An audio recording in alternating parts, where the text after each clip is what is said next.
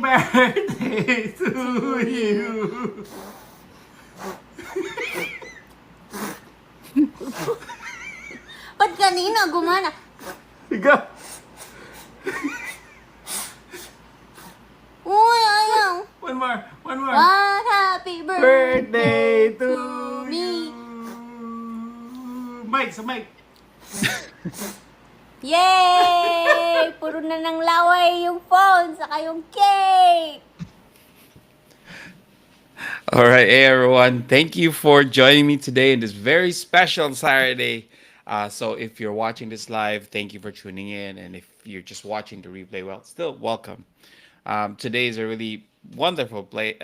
It's a special day for me personally because, as you know, well, as some of you might know, it's Elaine's birthday. Um, so, it will be her, I guess, third birthday here in Canada. And, that's something that I want to talk about because there's a lot that goes on in these special days, these special milestones and celebrations in our lives when you are an immigrant, when you're away from family and friends. And, there's a lot of traditions that are broken. There's a lot of new things that we have to start looking. So that's exactly what I want to dive into. How we can navigate these away from home celebrations and what to do about it. So, if there's anybody tuning in, I'd love to hear from you how your experience was when you first moved, or if you're still, having, I guess that there's, again, that for me, I call it that melancholic feeling. There's still fun and excitement about around these special days, but there's just something different about spending it away from your usual life or your past life, even if you want to call it that, right?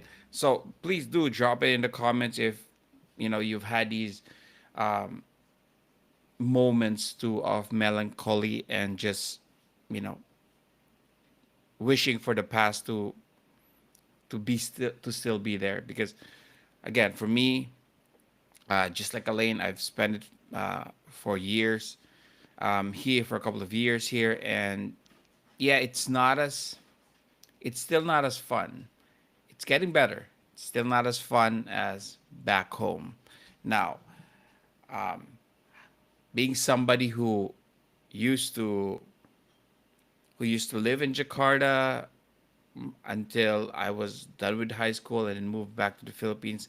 I kind of remember that feeling because when I first moved back, I didn't have a lot of friends and it was really hard. But then I was also younger and it was a lot easier to make friends. I was able to make friends in college and all that. But here, it took us a while. We had to build a new circle. So anyway, let's get to it. I'll talk about some things to kind of help you, maybe,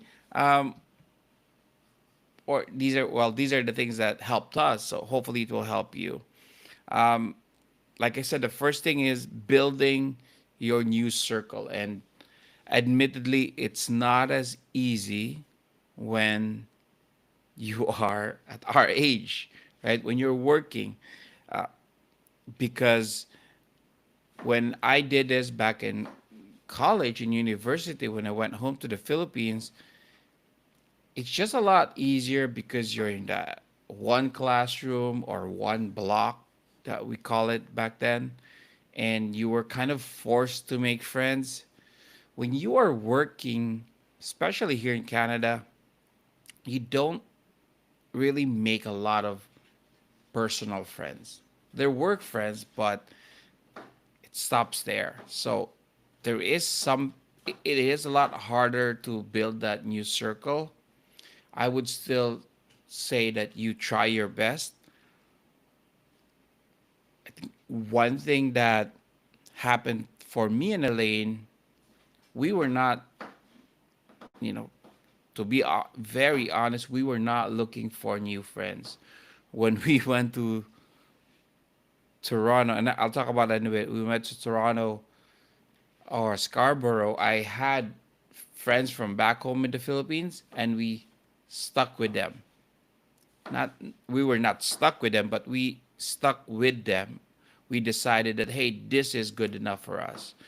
Where we tried to join some of those religious organizations that we were with back in the Philippines, but it didn't feel right. It I didn't We didn't feel the connection. We didn't feel the sadly authenticity in those relationships. So we decided to just stick with our little circle. And then coming here, well, when we moved to Edmonton, my brother had a good friend, Binky, down there. And Binks, thank you so much for taking me around, taking us around, for introducing me to basketball there because I haven't played for over a year when I was in Scarborough, uh, with the 5-on-5, but Binky was able to tour me around. So we wanted to keep that circle too, that just small circle. And moving here, same thing. We found a very small circle. Again, thanks to friends from back home, Arvin and Lynn. Well, they were here for a while, then they moved to another province, but they introduced us to some really good people. So for me, we weren't looking for it, but we were open to it. Well, actually, I said I wasn't open to it at first, but internally we were really open. Me and Elaine were open to making friends, but still keeping it a tight circle, a small circle. We didn't want to have too many, you know, too many responsibilities of going to or too many responsibilities that we have to keep with different people. So we wanted to keep that small, and so far that's worked out. Um, again, these amazing friends that we have here. We There is a respect of giving you that distance so that you can enjoy your time as a family alone together, but be we would also reach out to each other when we want to do something fun. So there is that balance, right? You have to find that balance. So I'm curious if anybody's here, anybody's watching, and in the same boat. Have you been able to find your new set of friends in this new journey of yours? And I'd love to know how you met them, right? So let me know, put it down in the chat, and yeah, share how, if there's anything unique that you did, please do share it because I'm sure others will really appreciate it. I don't have much to share because luckily for us, uh, now that I really look back at it, all these groups that I've had, it all stems from having wonderful relationships from the Philippines. And I guess we're just lucky that we're able to find these wonderful people around us. Okay, so let me know how you did that, how you made it happen, how you met them, how you built your circle. Alrighty. Next thing I want to talk about, and this I'll probably get your help on this is um, one one thing that we wanna start looking into is I got a message. Why are we sad? Well, it does. Why is the episode sad? It should be a birthday. It's true, but that's part of being an immigrant. There is some sadness in these special dates, and that's why we're talking about how to find a good, how to make it better as the years go along. So let's do it. The next one is brainstorming new traditions together. And this, I think, is a wonderful way to reset how you spend your special days. Okay. Now, for Elaine and I, it's been tough because we've been moving provinces ever since we got here. We've been in the less than 4 years that we've been here, we've been in three provinces. We've been in Scarborough, Ontario. We've been in Edmonton, Alberta, and now we're here in Moncton, New Brunswick. So we haven't really, cracked that code yet on new traditions. We've tried different things, right? Uh, Here it was just that simple tuxedo cake. It's still fun though, right? Just enjoying that time together. Um, we didn't do that in Edmonton, if I remember correctly. She had work.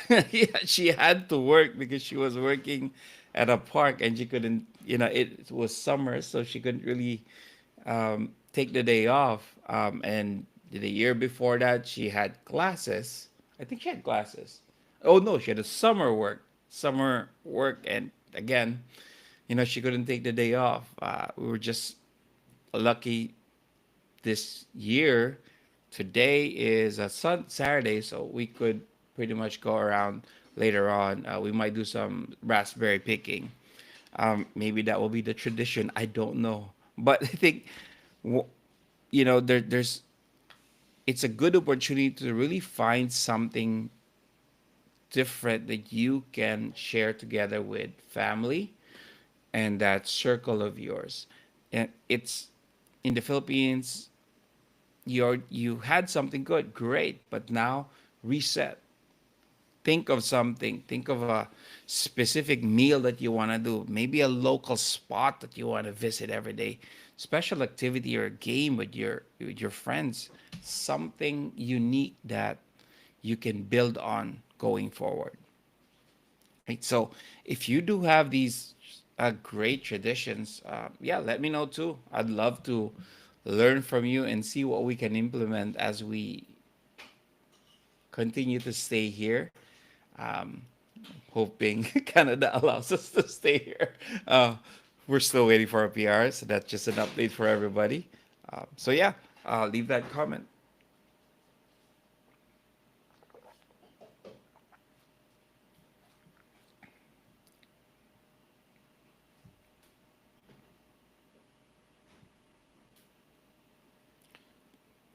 Okay, one last thing. I think I want people to know is we have to navigate long distance relationships. Okay, not the romantic one. Well, if you're here alone, then yeah, maybe. But even the relationships that you have with your family and friends back home, we have to find a way to navigate that because it is tough. Even with technology, even with the ability to stream and people can see the updates, the ability to Zoom, have these Zoom reunions, um, it's still a different relationship. Okay, so that is the reality of that having that distance between you and your friends. Time zones are really difficult to navigate around. It's what right now it's 8 a.m. here in Atlantic Canada. Back in the Philippines, it's 7 p.m. It's hard to have that, you know, it's what 7 p.m. Saturday night, so they're probably out. We're just waking up. It would be great. It would be hard for them to kind of have a Zoom reunion with that. So it takes a lot of coordination. So, and also life commitments get in the way in having these virtual celebrations. There's some people go, hey, I want that tradition to have that call with my friends. Well, yes, but there will, they might life might get in the way for everybody. So you just have to kind of change. I'm not gonna say lower your expectations, change those expectations. Discuss with your loved ones how you want to uh, set up your meetings, or maybe even just a video message to your loved ones. That would be great already. It doesn't have to be real time anymore. And just because if you expect people to if you expect the same things from the people that you used to have, oh my gosh, you're just setting yourself up for disappointment. So don't do that. You got to find that balance, okay? I think for me, the what I wrote here is sometimes we feel that a simple greeting isn't enough, that we want more from our friends back home, but ultimately maybe it is. We don't truly know what's going on in their lives, and or the effort it took to them to for them to just send a quick message, to just leave a text message even. So assume that they come from positive intent. They're not dismissing you. And yeah, that changing that mindset will allow you to enjoy your birthday even more and appreciate every single message that you get. That's really what I'm trying to say here. Okay. Um, yep. I think the last thing that I want to talk about is, you know, again, it's all about really finding that balance of still longing for home, for what you did during your birthdays at home in the Philippines for us, and really, finding joy in your present life, right? Balancing your expectations with the realities of long distance relationship, and balancing distance with connection. Okay? Because we as immigrants, I guess that's the funny thing about here, right? As an immigrant, there's a lot of excitement on this new journey that we have, but there's also a lot of, I guess, anxiety and sometimes sadness along the journey. So in these special days, we have to be able to adjust ourselves so that we can enjoy it, right? Um, yeah, I think Elaine's correct when she said that sounds really sad, but it does seem sad now that I think about it. But no, no. For me, it's the reality, right? There is sadness in it. That's why you have to make an effort to make it fun. Like I said, later on we might go raspberry picking. That might be the new tradition. Who knows? Because I think this season is the season for raspberry picking. Next time will be blueberry. So finding that something new that you can do, something new that will remind you of your special day is now something that you celebrate somewhere else, but it is still your special day, right? Um, so let me know in the comments when you get to watch this. How do you manage your expectations or find the joy in simple gestures from loved ones on special days? And what you, more importantly for me, because we're still building this, we still don't know if raspberry will be it. But what unique traditions have you started in your journey? And how do you, uh, I guess, how are you celebrating it right now with the loved ones here, as well as your loved ones back home, wherever home may be for you. All right. So thanks again for watching. Thanks again for tuning in here. Please do share your comment. Let me know if there's any other topics that you want to hear about. Going forward, I really want to continue with this topic of not topic, this um, the Immigrant Chronicles, because this is still, I played around with different topics, but I feel like this is the one that hits closest to home for me. This is still the journey that we're on, the journey that I'm very interested in. So yeah, let me know if there's anything you want to talk about, and yeah, please do follow and like, share, whatever it is. All right, thanks, and see you soon. Bye.